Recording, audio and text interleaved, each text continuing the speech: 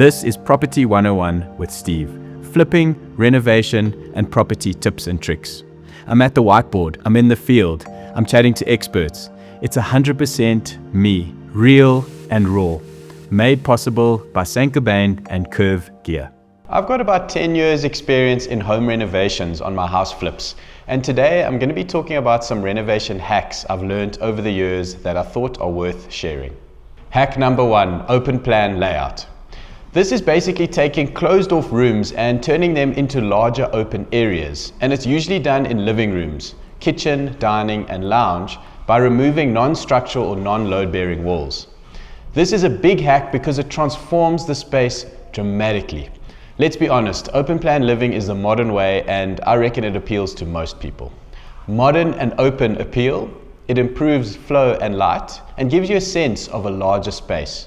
It's cost effective and allows for flexible layouts. It adds a lot of value.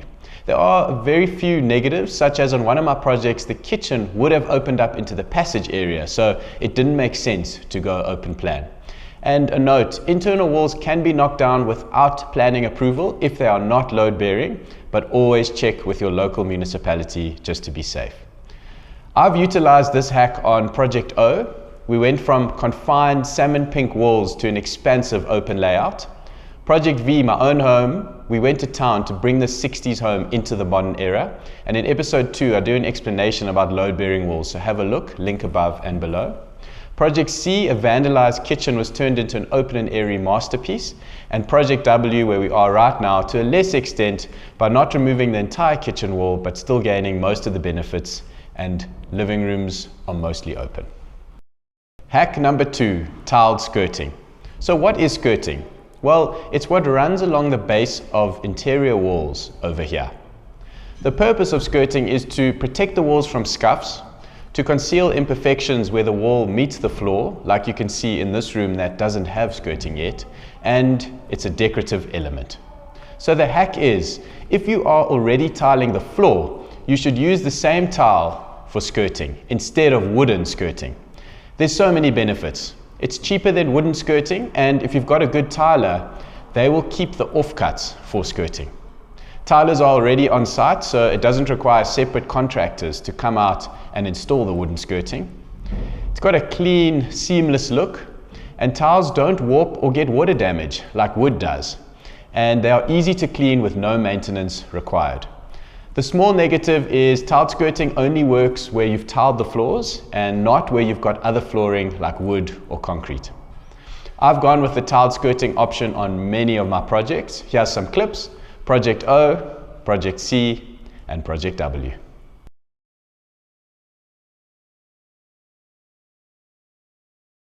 Hack number 3, selectively tiling bathrooms.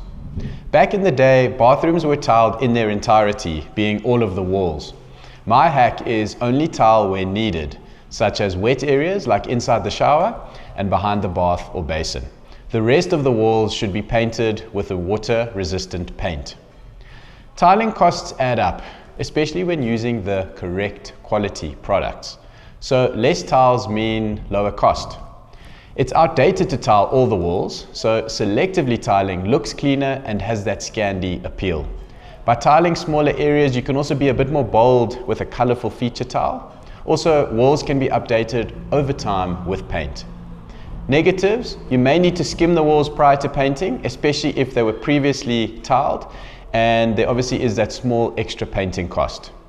This hack has been echoed by the M² Tiles team that I work with, and on most of my projects I've done this in the bathrooms, and here are some shots. Project O, the main bathroom, Project C, bathroom 1 with the blue wall, and Project W. Hack number 4, repurpose and restore. The real beauty of renovating is discovering what can be brought back to life. Just because it looks bad doesn't mean it can't be restored. You can save a lot of money while increasing the charm factor at the same time. Some examples of areas to restore: wooden and steel windows and doors, as well as the frames, cupboards, pavers. After repair work, a repaint is the biggest hack to restoring these items. Restoring is a lower cost option, and old items were generally made more solidly than the new stuff out there. Restoring is the sustainable route, which is really important. The crux though is knowing when something is too far gone to restore, like the French doors on Project W. These hacks prove that good design and budget-savvy choices can go hand in hand if you go about it the smart way. It was so great putting this video together, and it reinforced for me why I utilize these hacks on every project. There are obviously so many others, but we've unfortunately run out of time for today. Thanks for watching, guys, and we'll definitely see you on the next one. And importantly, my YouTube stats show that only 34% of you watching right now are subscribed to the channel.